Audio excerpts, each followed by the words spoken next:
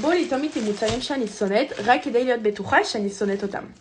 טוב, אז היי כולם. טוב, אז ראיתי שממש אהבתם את הסרטוני קונספט האלה עם אוכל וכל מיני רעיונות חדשים, אז אמרתי, בואו נעשה סרטון של כל דברים שאני שונאת, שלרוב אנשים בשוק שאני שונאת אותם, ובואו נראה אם אני עדיין שונאת אותם, או שזה כאילו עבר.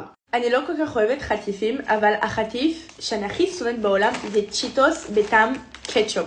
כל פעם שאני אומרת שאני לא אוהבת את החטיף הזה, אנשים פשוט מסתכלים עליי בהלם, כי אני יודעת שזה חטיף ישראלי ממש כאילו מוכר וכולם אוהבים אותו. אני פשוט לא סובלת את החטיף הזה, לא סובלת.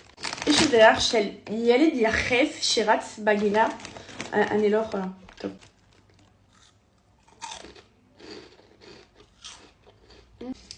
לא יודעת, משהו לא טעים.